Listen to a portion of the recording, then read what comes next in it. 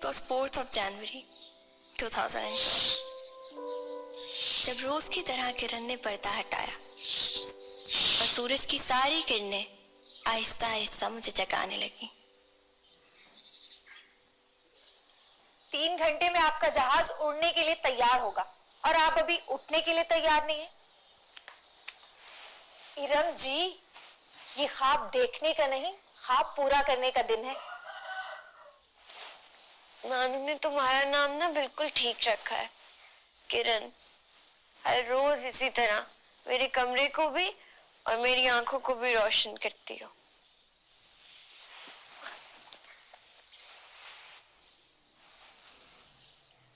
मेरे साथ लंदन चलो ना, नहीं तो बहुत मिस करूंगी मैं तुम्हें। मिस तो आपको नानो कर रहे हैं नीचे, और रहा सवाल लंदन जाने का, तो हमारा लंदन तो यही है, मेरा भी और नानो का भी। और वैसे भी तो ये घर अंग्रेजों के दौर का है, कदीम, मजबूत और भरोसेमंद। बिल्कुल नानू की तरह।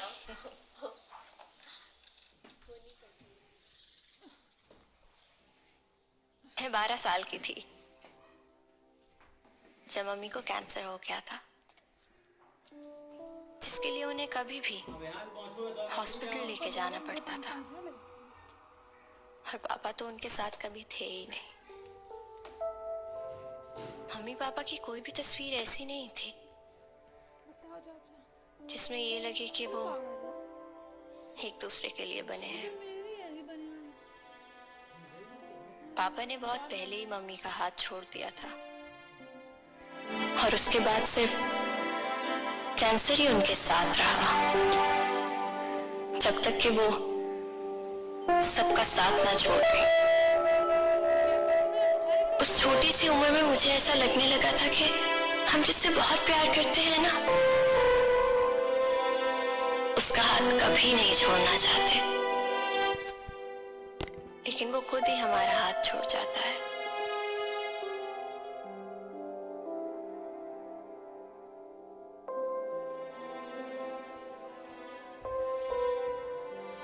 लेकिन उसी छोटी उम्र में मेरा हाथ थाम लिया नानो ने। हाथ नहीं था फिर, ये सिर्फ एक साथ था जो हमेशा साथ रहा।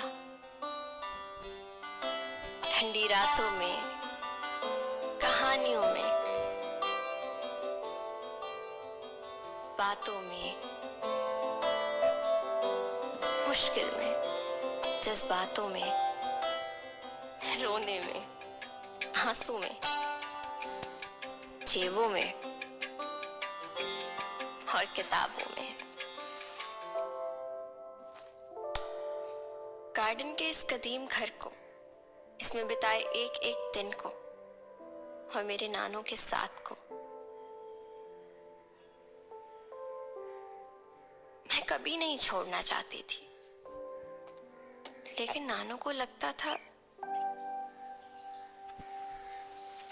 मैं सारी जिंदगी उड़ता रहा, अलग अलग तिनके उठाते उठाते मैंने ये घोंसला बनाया। यहां तुम्हारी मम्मी भी बड़ी हुई और तुम भी।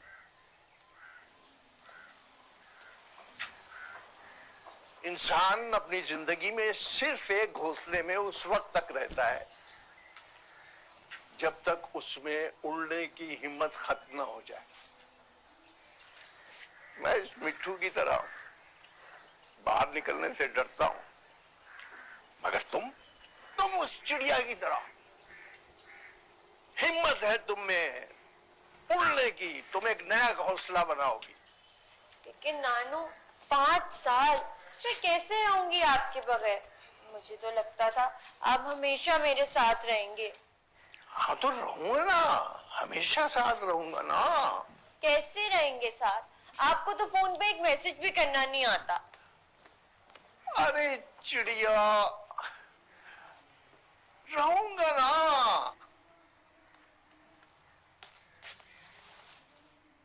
साथ रहेंगे ना, यूं वक्त गुजर जाएगा। ओ तुम्हारा साथ रहेगा।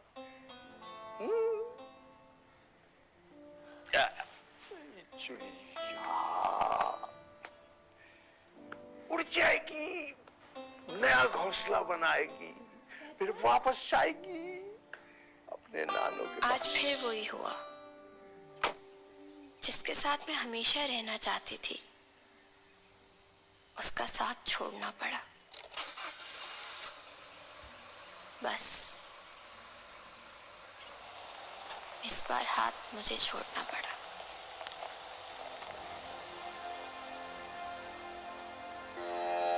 देश पराए जाने वाले तू पाए सुख चैन, रास्ता तेरा देखेंगे ये मेरे बाबरे ने, मेरे बाबरे ने।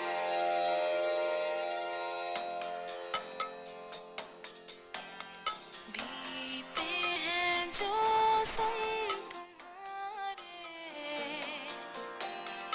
यादों में है पल वो सारे, आंगन में मन के सजाए, तुमने ही सब चांद तारे, अब अंधेरे संग है मेरे, रूबरू जो तुम नहीं हो, फिर भी दिल ये कह रहा है, तुम यही हो, तुम यही हो।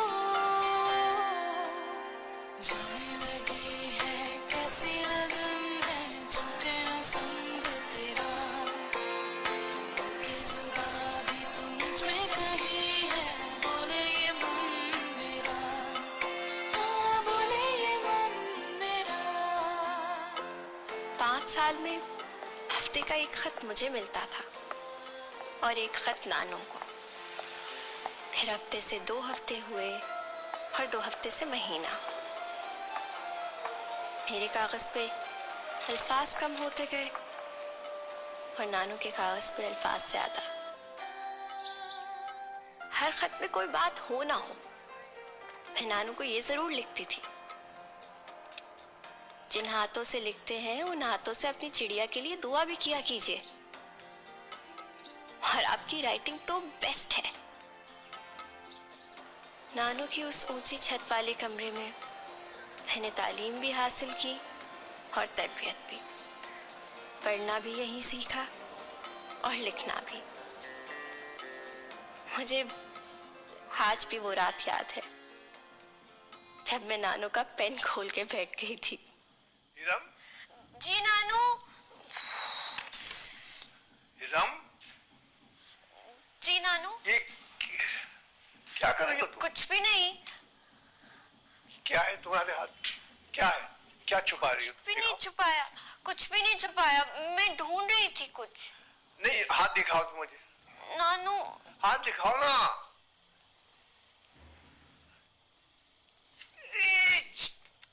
क्या किया तुमने? सियाही कैसे गिरा ली? गिरा, इसके हाथ धुलवाओ।